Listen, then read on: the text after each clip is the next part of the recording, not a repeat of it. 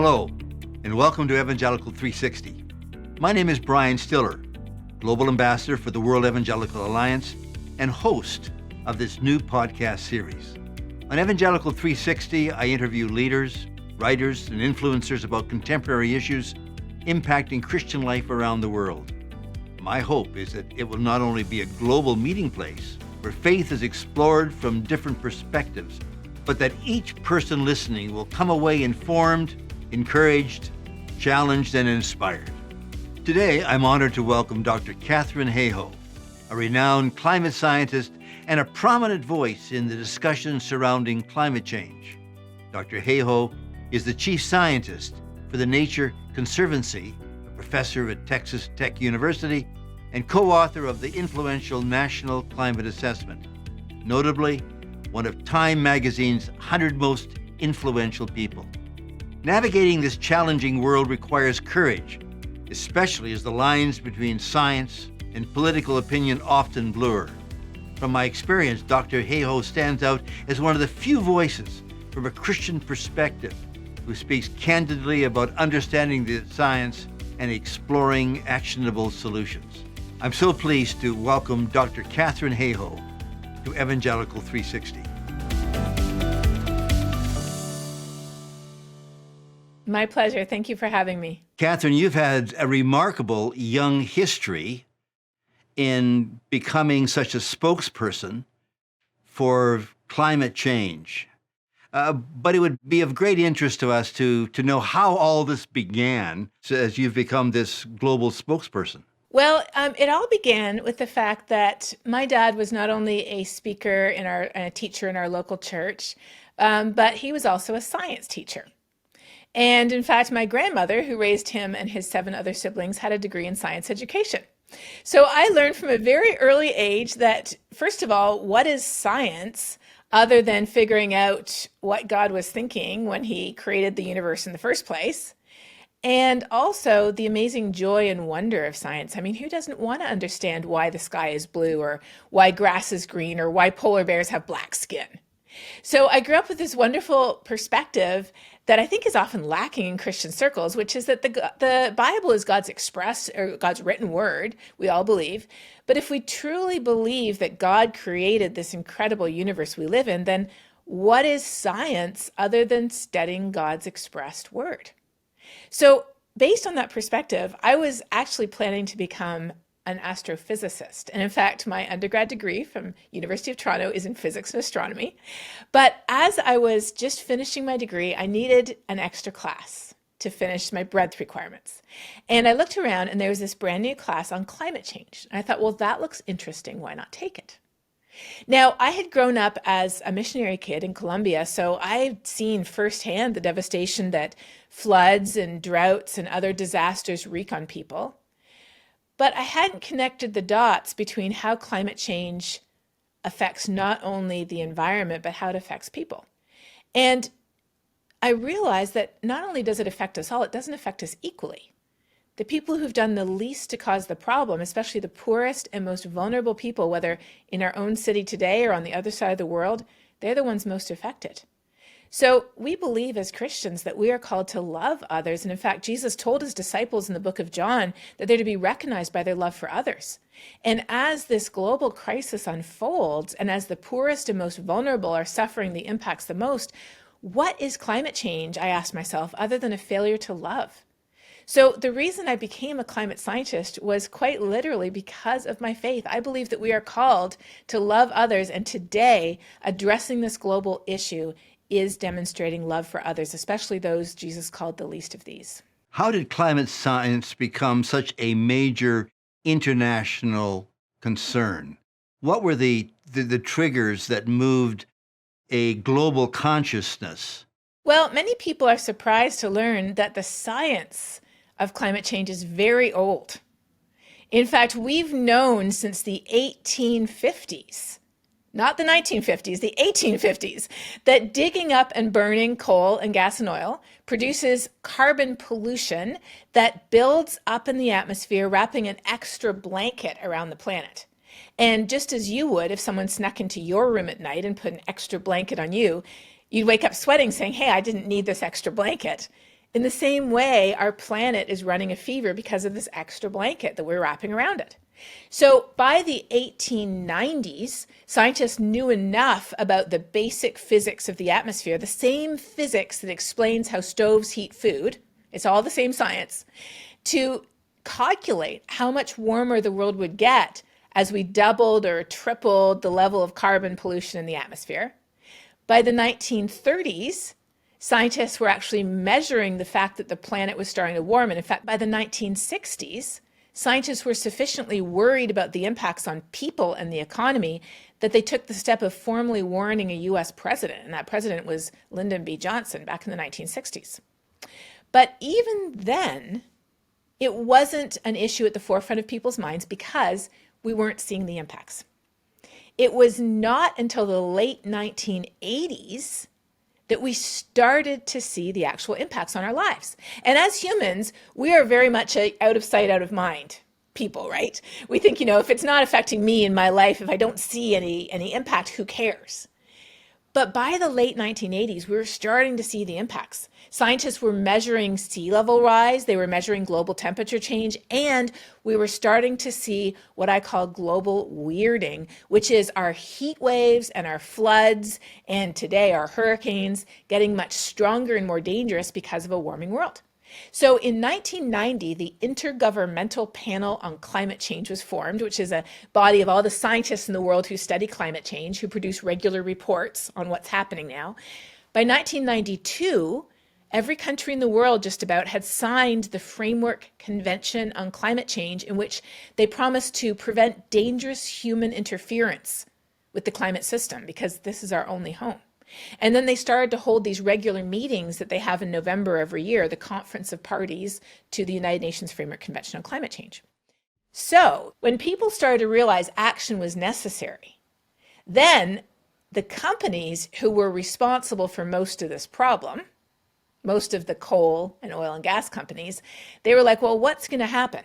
I mean, we could transition to clean energy, or we could just spend a little bit of money convincing people this isn't real.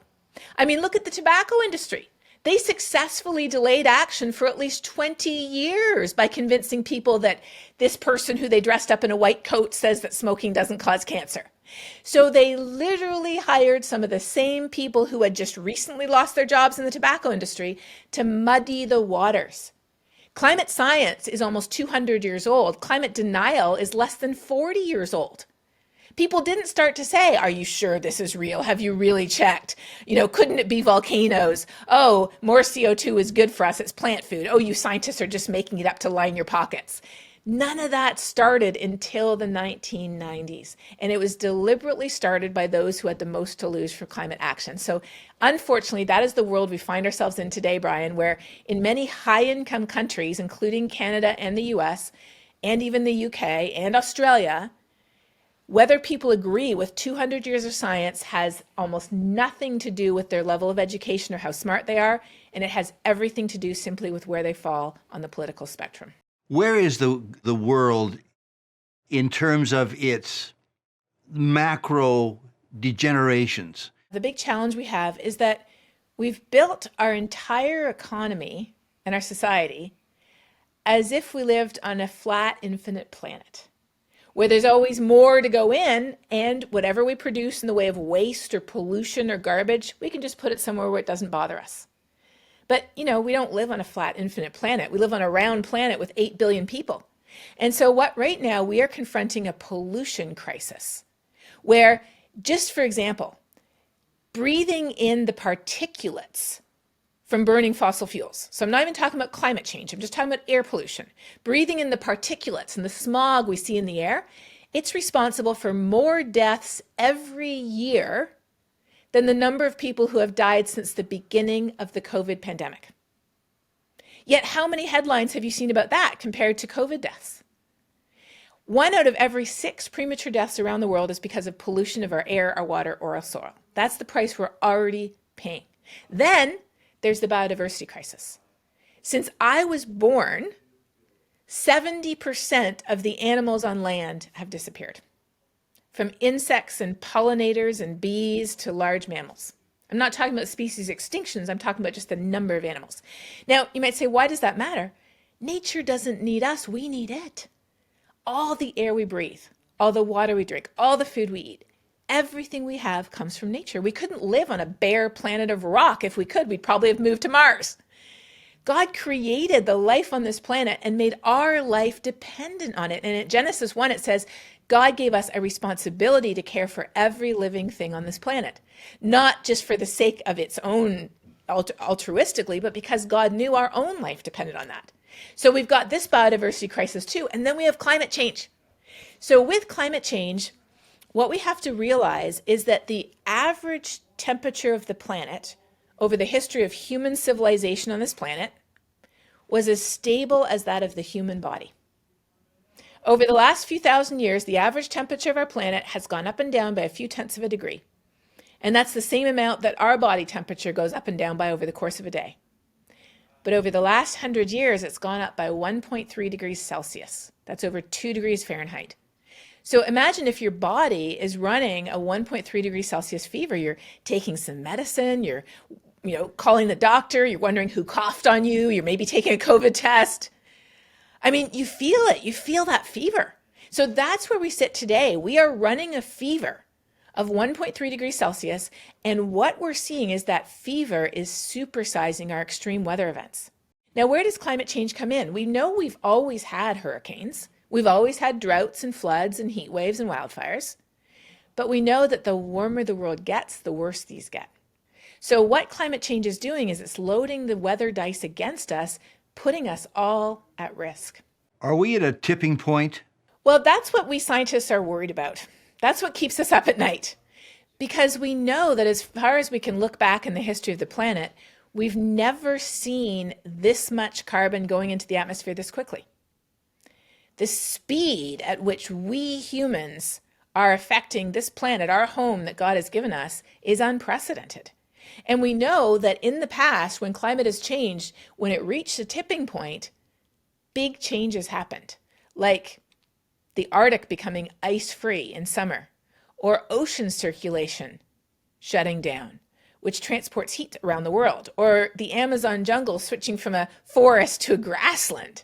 And many of these changes would be irreversible. We haven't reached them yet, but we know that the further and faster we push our planet beyond where it should be today, the greater the likelihood of these very dangerous tipping points. It's not about saving the planet. The planet will be orbiting the sun long after we're gone. It's about us humans and all the living things on which our own life depends. That's what's at risk. As a climate scientist, what is the major issue that you're facing today? As a climate scientist, I know that climate is changing. Humans are responsible. The impacts are serious, and there are solutions if we act now.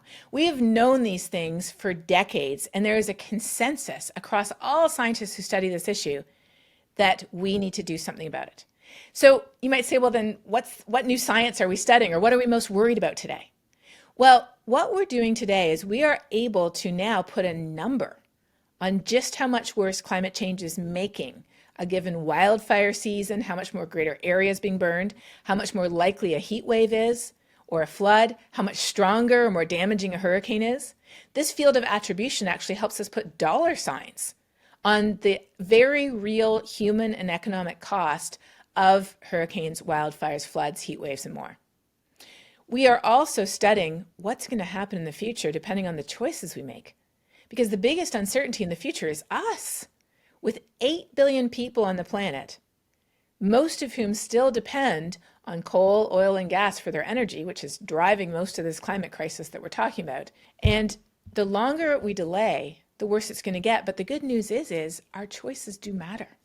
Our individual choices, our collective choices as a family, as a church, as an organization, a business, a school, or more, our choices make a difference. And the science literally says that. It says every action matters. So I think the biggest challenge that scientists are confronting today is how do we show people that climate change is not just a head issue of, what's happening to the polar bears and the ice sheets and the ocean circulation. It's a heart issue. It's my family, my home, my health, the things I care about, and it's a hands issue. we can't fix this alone, but we can together. And really, isn't that sort of what we are as the church? We're all different parts of the body, but we're called to work together as a body. And so in that sort of head, hands, and hearts metaphor, I really see reflected God's design for how the church can work together as well in the world. What are the major objections that you face as you move around North America and other places of the world with your message of climate change? What are those objections and where do they come from? Many of the objections we hear are what I think of as smokescreens for the real issue. The real issue is that we don't want to fix it. We've been told that the cure is worse than the disease. And like we just discussed, all of the pushback against the science, it just began relatively recently in the 1990s, and it was created by the people who had the most to lose in terms of wealth and power from climate action. So the root cause of most of these objections is what we call solution aversion. But it doesn't sound great to say, well, there's this global problem that affects the poorest and most vulnerable people, but I don't want to fix it, because that makes us sound like a bad person.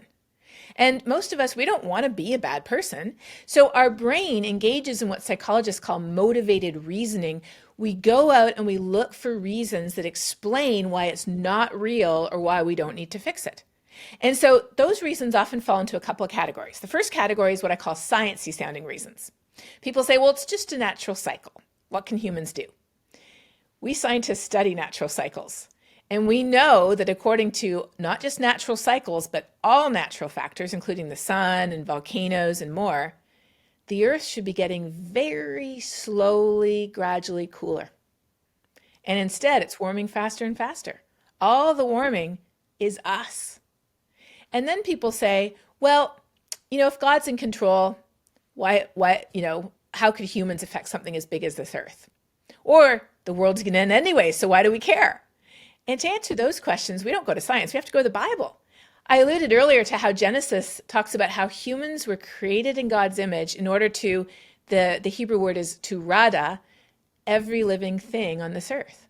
And living things include our sisters and our brothers, our fellow humans, as well as plants and animals. And the word rada has been translated many different ways, but in the Psalms, the psalmist uses rada to describe how God rules. And it says that he will listen to the cries of the needy and the helpless, and he will care for those who have no protector. I mean, that's what rada means in God's own words. And then all through the Old Testament, it talks about God's love and care for the most seemingly insignificant aspects of nature, the lilies of the field and the birds of the air. And then in the New Testament, it talks a lot about our love and our care for others, how we're to be recognized by our love and our care for others. And even in Thessalonians, when people were saying, oh, well, Christ will return soon, so I don't have to work, I don't have to get a job, I'll just sort of sit back in the lazy boy chair of life and say, Maranatha, come Lord, come. The Apostle Paul writes to them pretty sternly and basically says, get a job. You're supposed to be caring for the widows and the poor. There are things to be doing now today. You don't know the day or the time. And because of that, we're called to walk in the good works that God has already prepared for us in advance. So there's no theological basis for folding our hands and sitting back and ignoring real suffering that's happening today. And then lastly, people might say, well, isn't this worshiping the creator or the creation rather than the creator? I say, no, I think it's fulfilling our God-given responsibility to care for all living things and to love each other as Christ loved us. Because like I said, what is this? What are these issues, these crises of pollution and biodiversity and climate change? What are they other than a failure to love? So then people get to the third category, not the sciencey, not the theologic-y sounding objections, but the economic-y sounding objections. And they say, well, there's nothing we can do about it. It would ruin the economy. Well, you can't get around the fact that it would ruin the economy for a couple of very large companies that currently receive $7 trillion in subsidies every year. Last year, the oil and gas companies made more money than they've ever made, and they're subsidized to the tune of $7 trillion. That's almost $1,000 per person around the world. US, not Canadian. There's no denying that it would be hard for them, but an Oxford study last year showed that transitioning to clean energy, solar energy with storage, because the sun doesn't shine at night, is now the cheapest form of electricity humans have ever known. Transitioning to clean energy would save the world $12 trillion by 2050, and the faster we transition, the more money we save. So when we look at solutions, there are solutions that are here today that are good for us, that clean up our air and our water. They help our homes be safer rather than less safe from the disasters we see. They invest in nature in our cities and our fields and our farms. They give us a world that's better, not a world that's worse, and they help us show love to the world too. So I don't believe that there are valid objections to climate action. Katharine, are people of faith less inclined to believe climate science? We didn't used to be, but we are now, thanks to the extent to which the United States Church has associated their theological beliefs with their political ideological beliefs.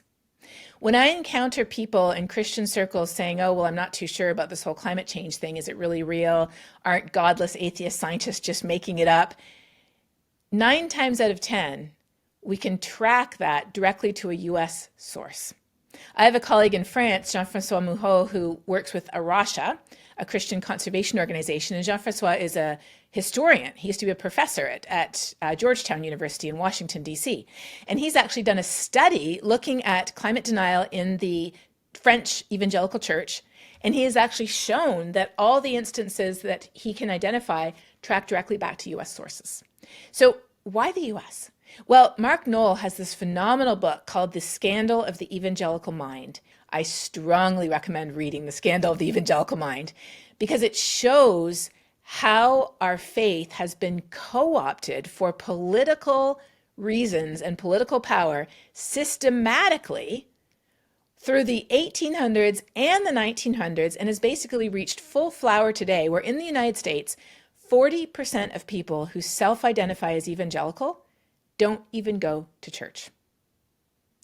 And as a result, older people are leaving their churches in the United States because they don't feel the church is speaking out strongly enough in favor of the Republican Party. Whereas younger people are leaving the church because they don't feel the church is reflecting the values, the things that they care about because of their faith. So we live in this time when the political divides, not just in the US, but in Canada, Australia, the UK, and more, the political divides are widening. And on either side, there's precious little love. And very sadly, a lot of Christians have decided that their statement of faith is written first by their political ideology and only a distant second by the Bible. And when you do that, then you have to adopt this whole group of political beliefs. And since the 1990s, there's been a lot of effort and a lot of money put into convincing conservatives that climate change isn't real. But in reality, even if you're conservative, what is more conservative than conserving our resources? What is more conservative than energy independence, than not running through your budget, as if there's no tomorrow? And so even that political gap is really not authentic to true conservative beliefs either.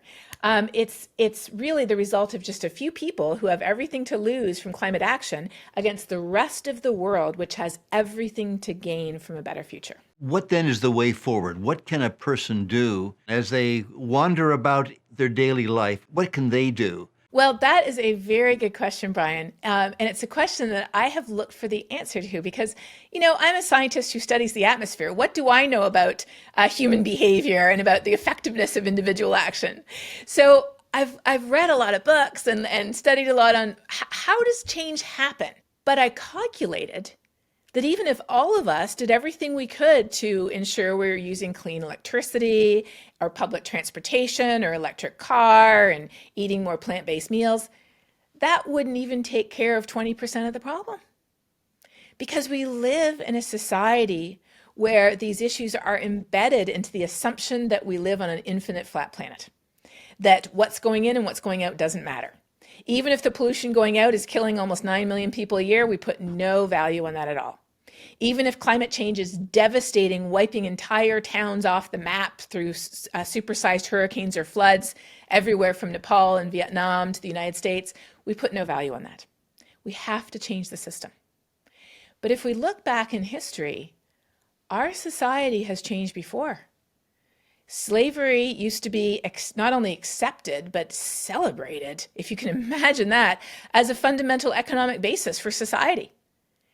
Yet we live in a world where, thankfully, slavery has been abolished in most countries. I recognize that human trafficking, human slavery still exists, but not at the scale that it did before. And when those changes happened, it wasn't because the King of England woke up one day and just said, "Oh, I think we should abolish slavery. Let's pass this legislation." And in South Africa, apartheid didn't end because they're like, "Oh, it's Friday. We should just end apartheid." Civil rights weren't enacted in the US. Women didn't get the vote from, somebody just saying, again, it's Mother's Day. Let's give women the vote. That's not the way it happened.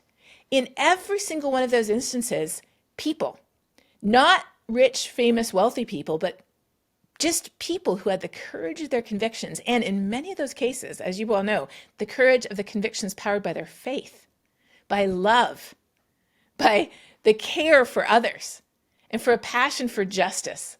They were the ones who used their voices to advocate for change. And it took a long time, but it happened. And so when people ask me today, what's the most important thing I can do? My answer has nothing to do with what you eat, what you drive, or what you do with your garbage. My answer is have a conversation about why this matters and about what we can do about it together as a congregation, as a family, as a business, as an organization. What can we do to make a difference? Because data shows that most of us around the world are worried about this issue, but we are not having conversations about it. We're not making that head-to-heart connection showing why it matters to us, and we're not connecting our heart to our hands, what we can do about it. So that's why, as I mentioned, my favorite verse is the verse in Timothy where it says, God has not given us a spirit of fear, but of power, love, and a sound mind. So it means that we can act, instead of being paralyzed, we're empowered to act out of love with a sound mind to do what we're called to do, to share God's love with people. And so I truly believe it's an opportunity for the church today. Katharine, as we close, your life is a interesting story of a person who has an interest and God uses in remarkable ways. What would you have to say to someone listening and wondering what choices they might make for life? Well, that's something I have thought a lot about over the years, Brian, because I felt like, my husband's a pastor, my parents are missionaries. I'm doing science. That's sort of like second best, I thought, for a long time. But I've really come to realize and really be convicted, I think, of the fact that this is a calling. What I'm doing are the good works that God has prepared for me in advance. And that is what each of us are called to do. And some of us might be doing it in something that's easily recognized as ministry. Some of it we might just be doing it in the home with our children. We might be doing it, practicing it as teachers, as medical professionals, as business people. So what God has called us to, the abilities that God has given us, the heart and the desires that God has given us, the Bible says that He's given us a new heart, and we can trust that heart. God has actually given us these desires and these abilities. And so when we use these abilities for His glory, we could be using them in any field to care for others, to love others, and to further His message of love and care for the world. So thank you for asking that question, and that's something that really, really means a lot to me. Katharine, thank you so much. You're the best. Thank you. This was such a pleasure, and any other time you want to talk, just let me know. If you have found this valuable, please take a moment to subscribe and give it a like. We would appreciate it if you would share with your friends and colleagues. As well, you'll find links in the show notes of this episode for anything we discussed today. And if you haven't signed up yet to receive my free dispatches from the Global Village, it's an opportunity to join me and meet leaders in many different countries around the world. It's also a wonderful way to stay in touch with upcoming episodes and guests. Just go to evangelical360.com. Thank you for listening. Until next time. Don't miss the next interview. Be sure to subscribe to Evangelical 360 on YouTube. See you there.